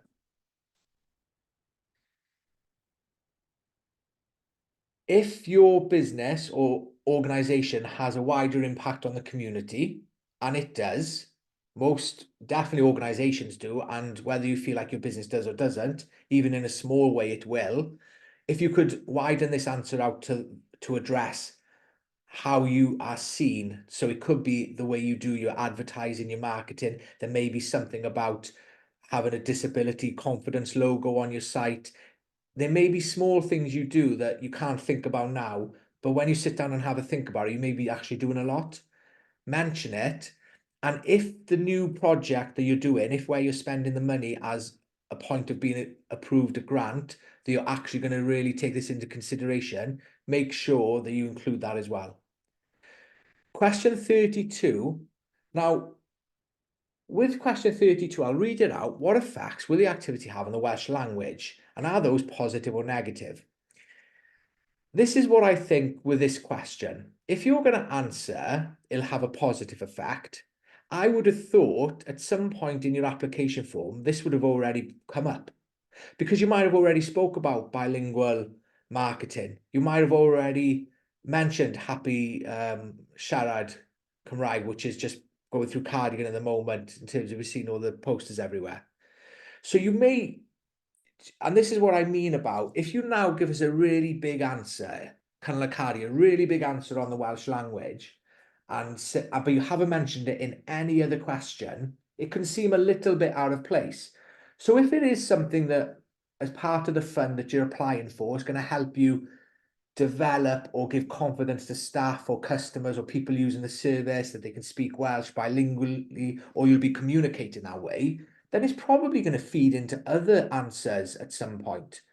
If it hasn't, that's fine. If that's not how you wanted to do it, that's not a problem. But now is your moment too. If you want to take it one step further, there's principles set out in the Council's Welsh Language Standards, which you could Google and understand what's in there. And it's, e.g., it's mentioned there bilingually and so forth. Translated correctly. I had an interesting conversation with somebody on the webinar today. I won't mention who, how you can't always directly translate, and it did sit with me, but whatever works for you. Hello Blog are also an organization that are quite helpful in terms of translation, if you just want to make sure that you're sort of not getting it way off, if you like, if you are concerned, okay? So that's the Welsh language. Now, question 33 is, how does the project support the government's net zero ambitions or wider environmental considerations? You may wish to refer to the following. Again, those are links now you can click through. And what you're going to want to do is you're going to want to go through and understand what the net zero ambitions are and how you can help. So it might be part of your project is to put low energy usage lighting in. It might be to insulate, it might be to improve anything that reduces energy usage, you're going to want to mention in here. But if you're going to mention what you're doing and what you plan on doing, you need to go into the link, pull out a quote and link it to that. So you know that you're answering the question. We're not going to click through it just purely because it will play about with the screens. I'll read the blue bit here. All proposed activities should be based on low, zero or low carbon best practice and support growing skills and supply chains to net zero where possible. As a minimum, investment under the fund must not conflict with the UK's legal requirement to cut greenhouse gases to net zero by 2050. You're explaining the answer how you meet these requirements. So let's focus on what you're doing, whatever that might be. We'll go down from there, Deb, because again, it involves clicking on the link and then sort of picking out the answer there. So those are the sort of big wordy answers, if you like, sort of that we've been through. And then we come on to part 4. And I'm looking there, we've got 20 minutes left. So we're going to sort of go through it maybe a little bit quicker. We'll see how we go now. So part 4, and it's talking about milestones. And if we just scroll up just slightly, Deb, so everybody can see there what the title is. So it's project and risk management. So keep that in mind now, and we'll go down to the first part of it, which is milestones.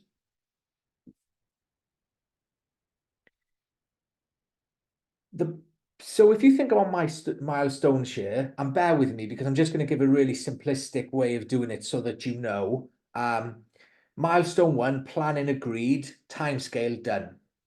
Okay, I just want to put that clear. I got my planning agreed. We've mentioned it could be a concern. I've done it. It's agreed. Milestone 2, instruct the builders once approved application. So you don't want to put that for 2 weeks' time, because of course, you're not going to get an answer within 2 weeks. You're going to get an answer more likely 4 to 6 weeks. Step 3, builders start the work, electrician comes in, timescale. First phase electricity done. You can see what we're doing. So wherever your project is, whatever you're going to be doing with the fund, set out realistic timescales of what it could be achieved by. Because if the panel don't feel they're realistic, it's much more likely they're going to not look favorably on your application if they don't feel like you can deliver in the timescales what you say you can do. I've mentioned it so many times, but I'm going to do it again. On your timescales, nothing can run beyond December 2024 because all money's got to be spent by then. Now let's look at the risk. There's going to be risks within what you're looking to do for your business or community. The risks are going to vary widely, but they're really talking about the risks, not related to so much what you're doing now, but to the expenditure of the money. So the project, your plans of how you're going to spend the money. So let's look at risk number 1. Risk number 1 really could be you were let down by a contractor or supplier. What's the migration? I've already got a backup in place. I appreciate I'm simplifying this, but it's just so we're all... next risk. I need the growth plans and the fund is all based around us employing 2 more people. And the risk is we can't employ anybody. There's nobody biting at the post. There's nobody coming for interviews. What's the migration? Could be that you're going to work and put yourself on platforms such as Indeed, a number of other job sites. It could be that you're going to pay above minimum wage, so it'll attract more people. You won't be competing in the minimum wage area. You'll be competing above and beyond that, so it's more likely to get applicants. So do think of your risks and have a good think of what they might be and the migration. Because in this section, what the panel want to know, they want to know is that you have considered what could go wrong, because things always do. We all know that. Things always go wrong. So it's more important that you've given them consideration. You've already thought of a solution than not have thought of them in the first place. Question 36, describe the process that will be used to monitor and manage project risks. So this is quite an open question, and depending upon what you're doing, I'll read out the blue. Who will be in charge of processing and monitoring? Will there be designated member of staff in charge of monitoring the project? Do you have spreadsheets, apps, record information? In this section here, it's really, think about some of the internal systems you might use. So for example, you might use accountancy software. You might use a customer records management system. You may have a designated key member of staff, or it could be you as the owner of the business who is going to manage the entire project and monitor the risk. It could be that you've got health and safety practices in place, and actually you do regular monitoring to monitor the risk. It's whatever you think you might do or put in place or have from a resources point of view to manage that. We've put spreadsheet because, you know, spreadsheets are ready available if you don't want to be paying out this expensive software if you're a new business. But if you're an established business, you may find you've already got these types of systems in place. And the key thing is to convince the panel that you are going to monitor the project, you are going to manage the risks accordingly. So for example, how do you know that something went a week over planned timeline wise? The builder said they'd be there on the Monday, you're now on the Friday afternoon and they're answering your calls. How did you know? What system did you put in place? Now the reality is we're going crazy because the builder didn't turn up. We know fully well they didn't turn up because we were expecting them. But that's not a good enough answer. The answer needs to know how you'll formalize that and how you'll manage it correctly. The next question here is a bit of a follow-on again, really. Describe what government's arrangements are in place to manage the funding and the activities. I'll read out the blue bits for you and then I'll sort of give a little bit of a spin on it. All applicants are required to describe what governance and insurance procedures will be put in place to manage the grant and project. They include, but not limited to, So if you're on the webinar today and you're thinking, I'm a new business and I definitely haven't got any of them in place. Well, let's just think about what you could have in place. You could have a spreadsheet basically managing the money coming in and out of your business, a very basic one, but it could also manage the money coming in, because what they want to make sure is that you're not going to overspend, waste money, and then find that you're in a position where you couldn't match fund or you couldn't pay for the invoice. That's ultimately what we're talking about here. If you're in an existing business, you might find that you've got, when it says financial controls, you might find you've got some type of accounting software. So actually, it's just going to become a part of that. You use your accounting software to manage your cash flow. Because you manage your cash flow and you review that weekly, you know from a day-to-day basis, a week-to-week basis, that you haven't gone over budget, and you're going to continue doing that around the project to make sure the project stays within budget, to make sure your expenditure doesn't go over, to ensure that you can meet the 20% required and pay in advance of claiming the fund back. So there really is a range there. You at this point, you're going to want to mention who's in charge of doing it. It could be you as the business owner. It could be you've got a key member of staff, a key person in the organization, a volunteer. I would even, if you were going to mention that person, I'd even put a little bit about their experience. If they come from a financial background, have they done this type of thing previously? Have they been doing it for years successfully for you? Have they managed other projects?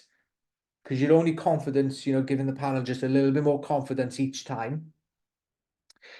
Do you have relevant policies? If we just scroll down, Deb, it was still the same question, but it is, you can see there, it's a bit of a follow-on. I'll read. This should consider the risk of fraud to beneficiaries, contractors, and members of staff if the activities involved in the grant. Describe how the fraud risk can be managed at key stages.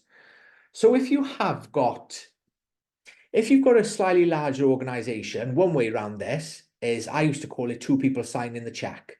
I smile because checks aren't so readily available these days, but they do still exist. So you might have in your organization that expenditure has to be authorized by two people.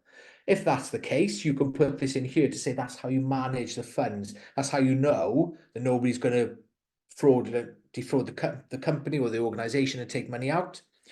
If you're a business, you may have a situation where they have, they're allowed to spend X amount on the debit card, but all of that is checked by the finance officer on a weekly, monthly basis. It might just be you.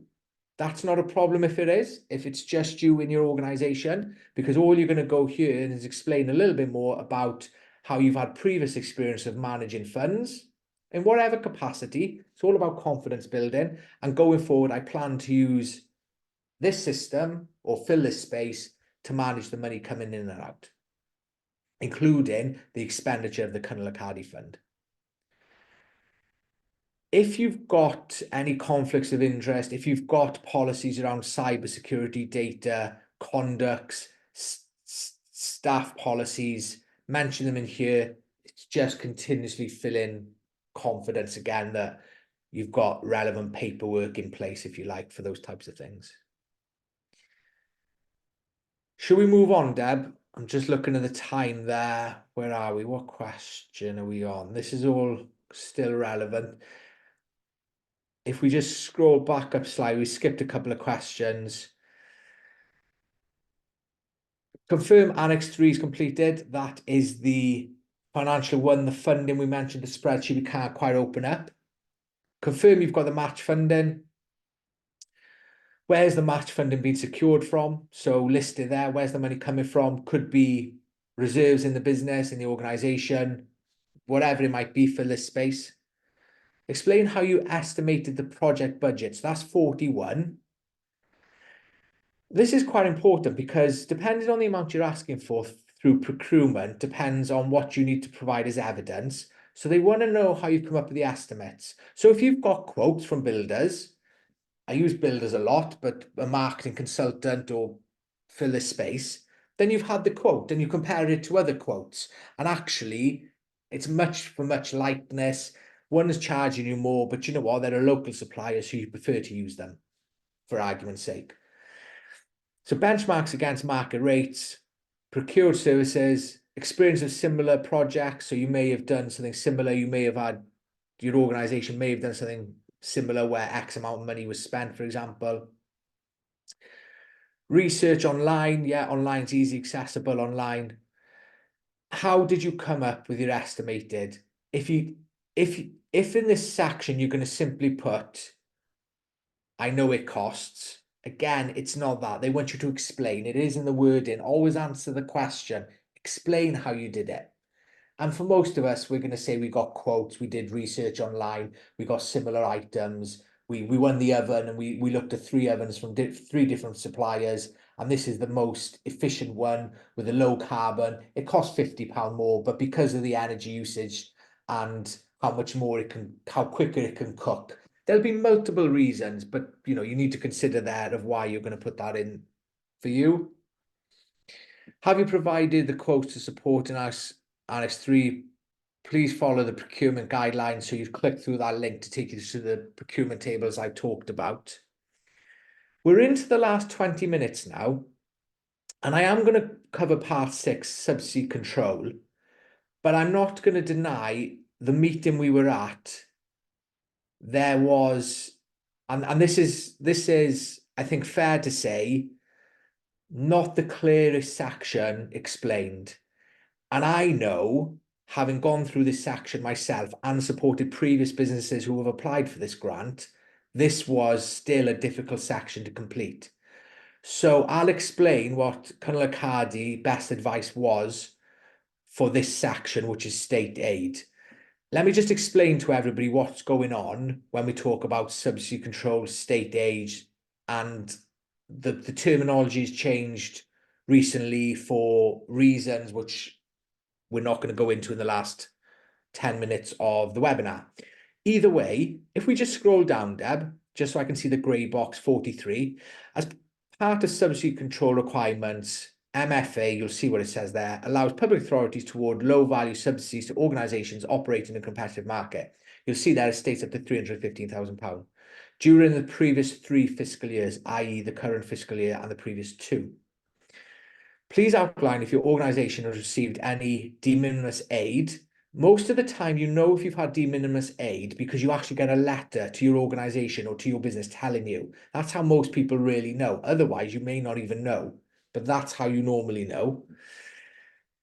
So, speaking to Cynnal Y Cardi, if you've received any funding through grants, and I don't necessarily mean perhaps a charity account grant which came through them and was their own funds, but if you've received any public body grants, list them in this section.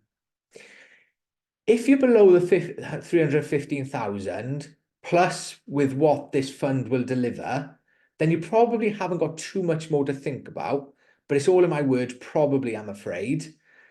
If you're nearing that amount, and most of you won't, I fully appreciate that, but if you are, then in the expression of interest to Cynnal Y Cardi, I strongly recommend that you say, look, I'm nearing the 315,000. I went on the webinar that Barry and Deb did. They weren't too clear on it, because I appreciate that. Can you just clear up for me? Can I still apply? Because the risk on this section is you complete all of that application we've just been through. You're near that £315,000 in the last 2 years, plus this current year. And then you're in a situation going, I put a lot of work in. So that's my best advice. If you list what you have had, the name of the public value, value of assistance, and the date of assistance, it'll get you to a total there. Now, the reason why this next section is as complicated as I'm making out is it's a self-assessment. So the advice I can give on it beyond this point is very little, other than you to read and decide if you fit those criteria. Now, what Cynnal Y Cardi said, and Deb, I just want to confirm here if you can jump in, because I want to make sure we hear the same thing and I haven't completely made this up, because I've been known to do that in the past. Not often. True, not often, but I have. So in this section here, it's to read it and decide whether you're going to tick or put an X. Yeah. If you don't know, because it's a self-assessment, if you don't know for your organisation and business whether or not it's a tick or a not, because we can't tell you, if you don't know, then you certainly can't provide a rationale. But let me just read it out for you.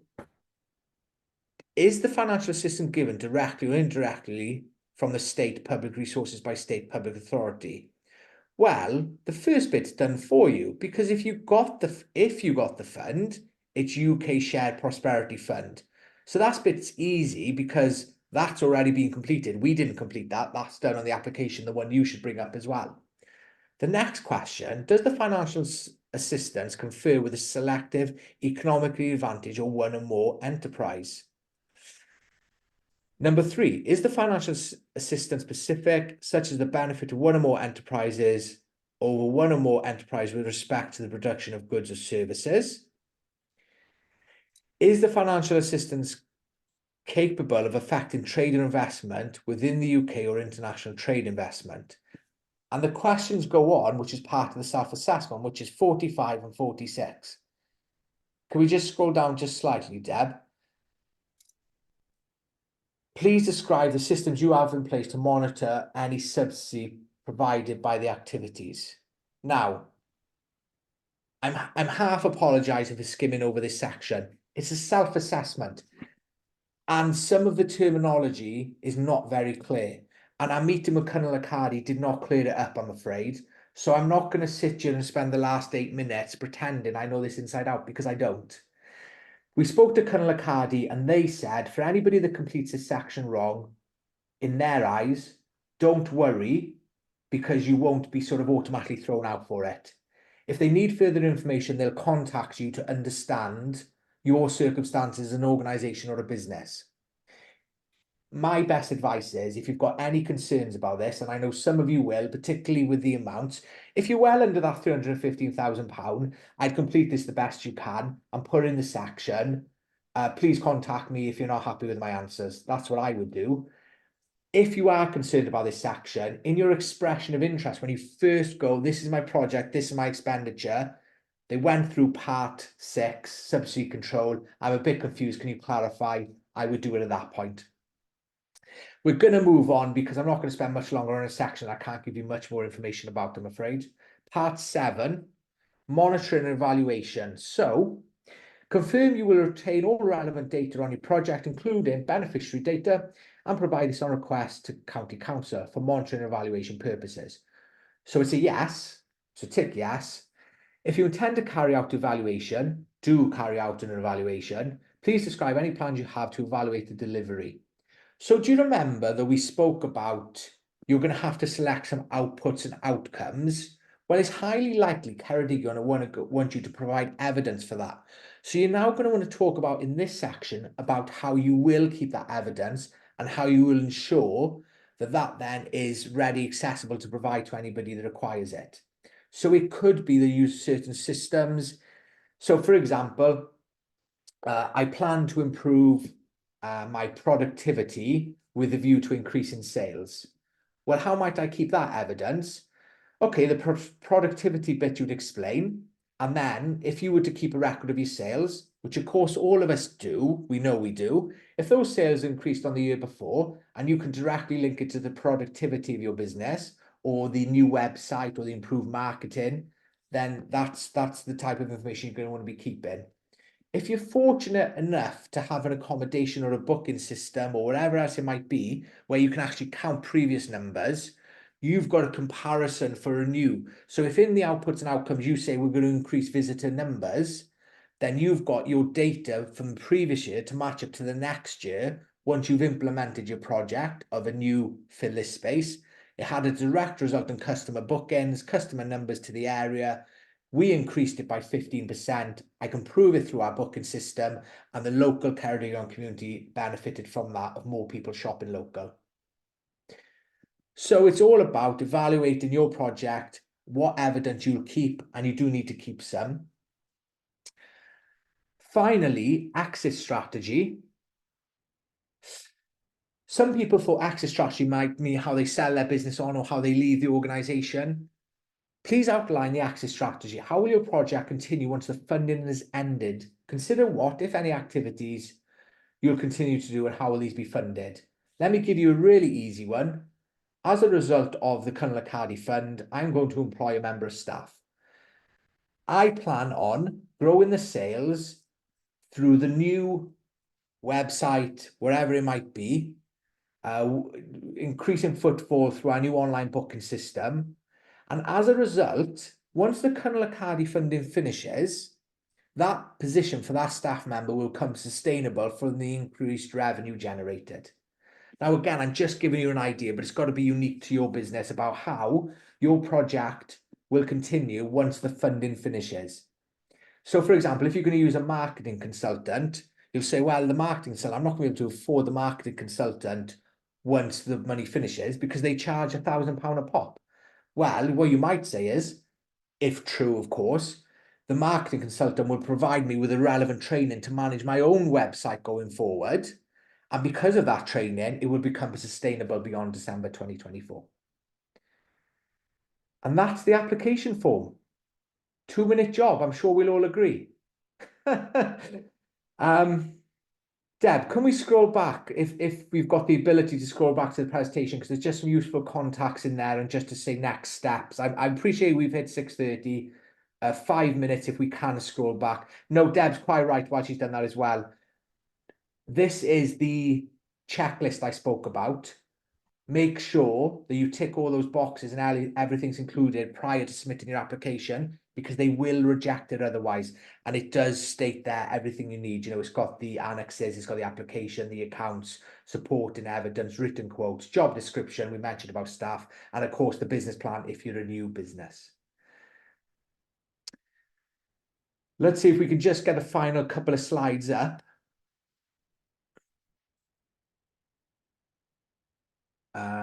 We're not quite done, thank you. If we go back a couple, Deb.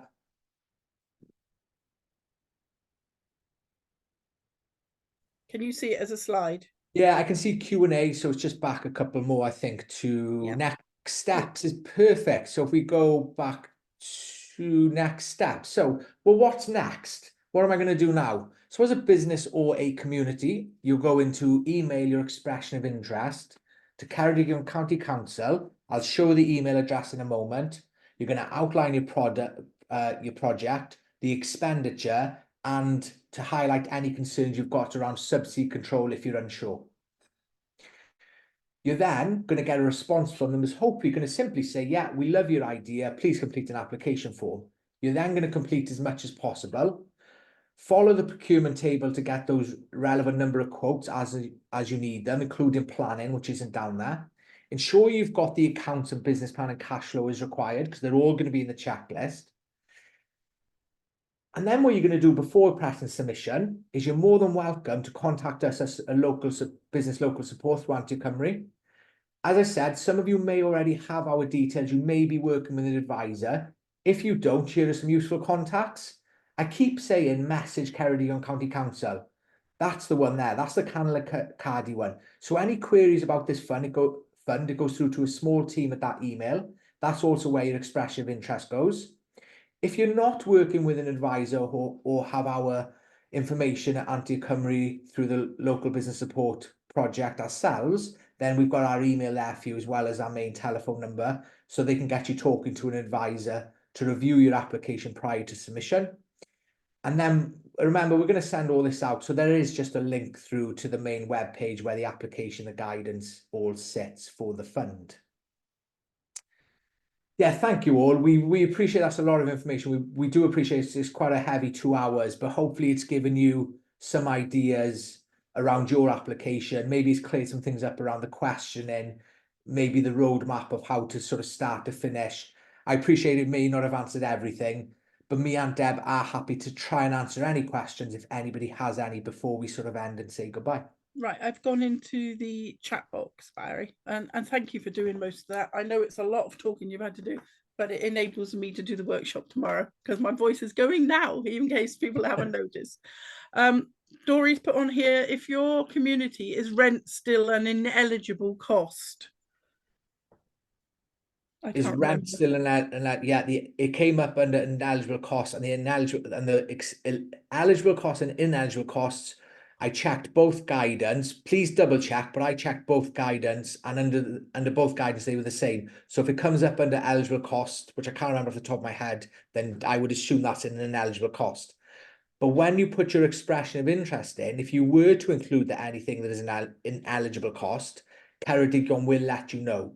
They let you know what's part of your expression of interest, which is eligible. They let you know which part is ineligible. So if you're unsure, I would say still include it so they can tell you rather than you assume, because you might miss out.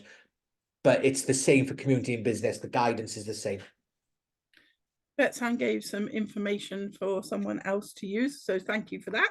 I think it's always great when you communicate with each other in the chat box like that.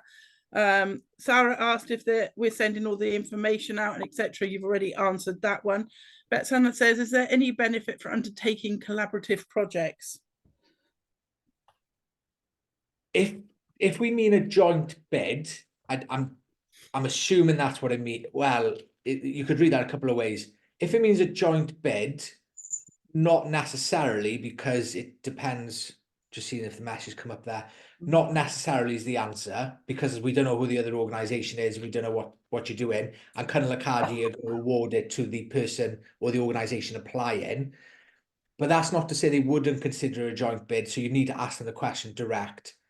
If the question means, would it benefit my application if I put down that I work collaboratively with other organisations? I think in that scenario, the simple answer is yes. So try to cover both potential answers. Ruth says, do you pick one outcome and one output? I'm assuming that's Annex 1. Yeah, so on the output and outputs and outcomes page, you can pick as many as you like, but the best advice we can give is pick the ones that are strong, you know you can evidence, you know you can do. Don't pick 5 weak ones. I hope that makes sense. You can pick more than one. The one where they asked you to only pick one was in the interventions annex. Emma's asking, by showing evidence, are they just looking for the names of the grants you have researched? That's obviously, have you applied for other funding beforehand? It could be, there's no definite answer, but if that's what you've done, then put that in. You might want to take it one step further and check if you checked eligibility. Did you turn out to be eligible or not? Why not? So maybe give them a little bit more, but yeah, you would include the research you've done. Fion's asking, can one of the risks be that we don't get the funding? Well, it's all around project risk, which assumes you do get the funding. But if you want to put that in, it really is your application. So if you want to highlight to that point, the risk to us is we don't get the funding and X will happen, you can. But I think it's fair to say when they're talking about project management and risk, they're assuming you get the funds and you've identified the risks associated with it. But I certainly don't want to say don't put that in. If you feel it's the right thing to put in, they'll either smile and move on, or they'll think it's a really valid point. Deall had to leave early. He sends his apologies. Emma, that's not including COVID grants, is it? Is that a follow-on question? I think it might be from the original one. She asked about giving a list, didn't she? Firstly, okay, so we're talking about the body. I would personally include it. It probably wasn't part of Demon's Aid. I'm quite confident in saying, but I would probably include it. And then if you've got concerns, express it in your expression of interest. Jane's asking, do you know when the panel are meeting? Thank you. No, we don't, is the answer to that. But we can ask, or you can ask. Yeah, they didn't give it. Yeah, they didn't give it. We asked the question. They didn't give a definitive answer. I think they're going to be much more flexible with this because there's no time frame on it. You can imagine if you get 10 applications in, they might want to get to it, or they could be waiting for applications. But I think the feeling was, Deb, I think they sort of hinted a sort of monthly and more if required. Yeah.